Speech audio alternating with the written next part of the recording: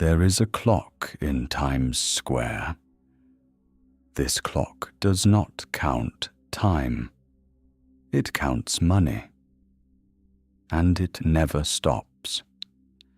Right now, every single second you listen to this sentence, the debt of the United States of America is growing by hundreds of thousands of dollars. Yesterday, it was $35 trillion. Today it is approaching 40 trillion. Tomorrow, nobody knows. But that is not the real question. The real question is this: why does this number never get smaller? There is something you have been taught since childhood. If you have debt, spend less. Tighten your belt, pay it off, and finish it. America is doing that too. Right? No, it is not. Because it cannot. And the government knows this very well. You did not. That is all. Do not think of $40 trillion as just a number. Imagine actually holding it in your hands. Stack $1 bills on top of each other. That pile would not just reach the moon. It would vanish into the infinity of space. But even that does not fully tell the real story. Here is one piece of the story. This year, the United States will spend approximately $1 trillion just to pay the interest on that debt. $1 trillion. That number exceeds the entire annual military budget of America. It exceeds the entirety of Medicaid. Never in history has a government paid more in debt interest than in military spending. Until now. Now I am going to ask you a question, and I want you to think about it rationally. What do you do when you have too much debt? You stop eating out. You cancel the vacation. Maybe you sell your car. In short, you try to save constantly. Why is America not doing that? Because this country cannot cut the majority of its spending. Pensions have been promised to the elderly. Medication has been promised to the sick. Disability assistance, food and nutrition aid, agriculture, energy, general public services, and international relations. These are not just government programs. These are election promises. These are untouchable. And this is exactly where the trap snaps shut. In history, there are only 3 ways for a sovereign nation to escape a debt burden of this magnitude. The first way, austerity. Double taxes, cut spending, keep the budget balanced. For America, this means cutting Social Security payments in half, or shutting down the entire military, or raising income tax to 70%. What politician would propose this? What voter would accept it? This door is closed. The second way, default. That is, standing up and openly saying, we are not paying our debt. Argentina did this. Russia did this. What happens if the United States does this? Every bank, every pension fund, every trade agreement in the world is built on American Treasury bonds. The devaluation of these bonds would not be a domino effect. It would be like an atomic bomb. the global financial system would collapse overnight. Credit cards would stop working. Trade would halt. This door is also closed. Only one path remains. And on this path, silence reigns. No dirty hands get involved. Nobody signs anything. No voter casts a ballot. It simply happens. The third way is this: pay the debt. But let the money you pay with no longer be the same money. This is called a silent default, or by its other bitter name, inflation. Spain did this. It mixed copper into silver coins, quietly reducing the silver content a little each year. Nobody noticed, until the price of everything doubled. Weimar Germany did this. Money printing accelerated so fast that people carried their money in wheelbarrows just to buy bread. Post-war Britain did this. Quieter, more controlled. But the result was the same.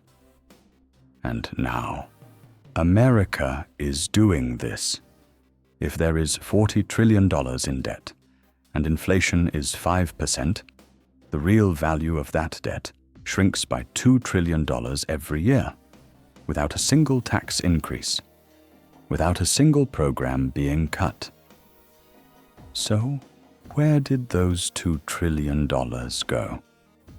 In your savings, in your salary, in your future. Now I am going to tell you how this is done. There are 3 systems, and all 3 are targeting you. The first system, captive buying. In a free market, you think twice before lending money to someone you consider risky. And if you decide to lend, you demand high interest. Would you want to lend your money to a country carrying $40 trillion in debt? Of course. You would say no. But you cannot say no. Because banks, insurance companies, and pension funds are legally required to hold American Treasury bonds, even if the yield on these bonds is low, even if their value is eroding. Regulators classify these bonds as high-quality liquid assets, and banks are required to comply with this classification.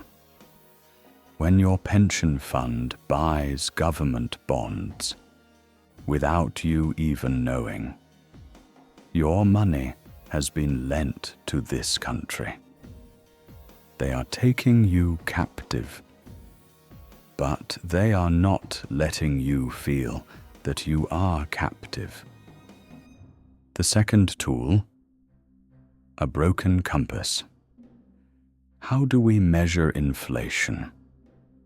With the Consumer Price Index, CPI.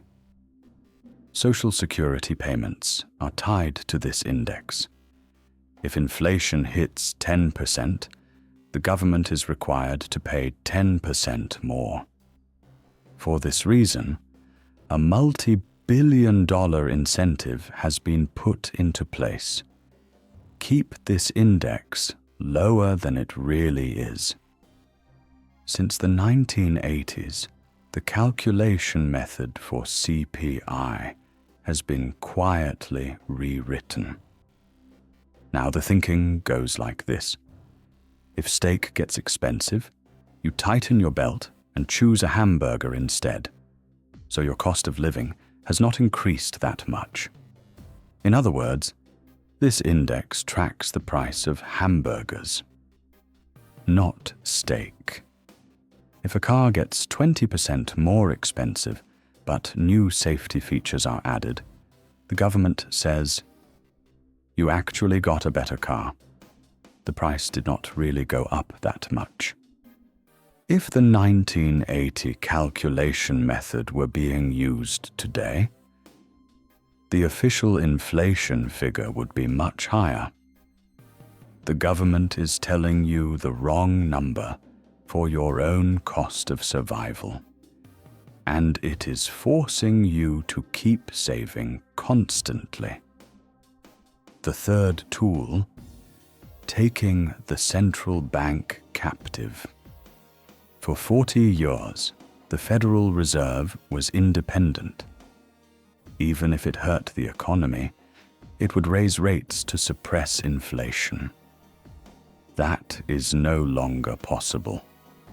If interest rates rose to 10%, as they did in the 1980s, the annual interest payment on $40 trillion would reach $4 trillion. That number far exceeds the country's total tax revenue. The government would collapse. So the Fed has to stay silent. It has to turn a blind eye to inflation. It has to keep interest rates well below where they should be. And when foreign countries stop buying American bonds, when Japan sells, when China pulls back, the Fed immediately steps in. It prints more money at the mint to buy back those bonds. This is called quantitative easing. But it has another name: dilution. Now you have more dollars, but each dollar is worth a little bit less. Your stock portfolio is rising. The price of your house is rising. But prices on supermarket shelves are rising too. You feel like you have won, but you are actually standing still. Now I need to tell you the darkest side of this crisis. In the 18th century, French economist Richard Cantillon noticed something. Wherever new money enters the economy, that place gets richer. When the Fed prints $1 trillion, it does not send that money to farmers in Iowa or distribute it to small businesses. This money goes to Goldman Sachs. It goes to J.P. Morgan. It goes to BlackRock. These institutions take this zero-interest money and buy stocks, real estate, and technology companies. By the time inflation hits prices, they have already bought. By the time you receive this money as a salary, your rent has already gone up. The grocery store has already become more expensive. The wealthy get the money before inflation. You get it after inflation. This is why, since 2008, while the top 10% has seen their wealth explode, the purchasing power of the other 90% has collapsed. The national debt is never really being paid off. It is being carried on your shoulders. Now I am asking you the final question.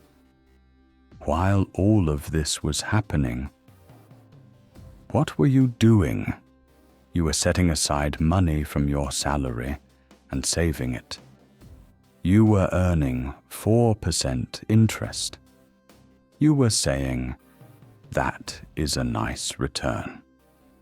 But if real inflation is 8%, you are actually losing 4% every year. The more you save, the poorer you get. For 40 years, you have been told the same thing over and over. Work, save, buy government bonds, retire. That method no longer works. Today, you have no choice but to take risks just to preserve what you have. Stocks, real estate, cryptocurrency, precious metals. These are no longer tools for getting rich. These are the precautions you take, so you do not have to watch your money quietly evaporate. Today's economic system has been turned into a casino, and everything you thought was the safe option is being deliberately destroyed. But the story is not over yet. There is one more extremely powerful weapon to be integrated into the system. It has not been fully deployed yet. It is being kept in the basement of the Fed. The digital dollar. When physical money existed, the government's control was limited. You could withdraw your cash. You could put it under your mattress. You could leave the system. If the central bank digital currency goes into circulation, that exit door will be closed as well. In a fully digital world, the central bank can apply negative interest rates to your money. It can deduct 1% from your balance every month as a service fee. It can put an expiration date on your money. It can say, if you do not spend this money within 30 days, it disappears. This is not science fiction. The Chinese government is already testing this strict system with the digital yuan.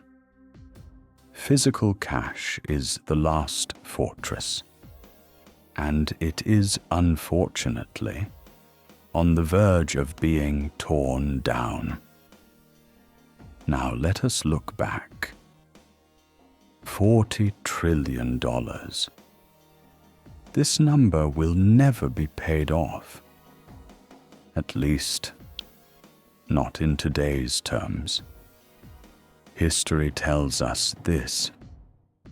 Great debts are never paid off by cutting and balancing. They are paid off by being melted away. So who is in the winner's circle? And who is in the loser's circle? The winner's circle. Those who hold assets that cannot be printed. Real estate, gold, Bitcoin, shares in profitable companies. The loser's circle. Those who trusted the system. Those who trusted their salary. Those who trusted the money in their bank account. The American dream has not changed. Only the rules of the game have changed. And nobody told you this.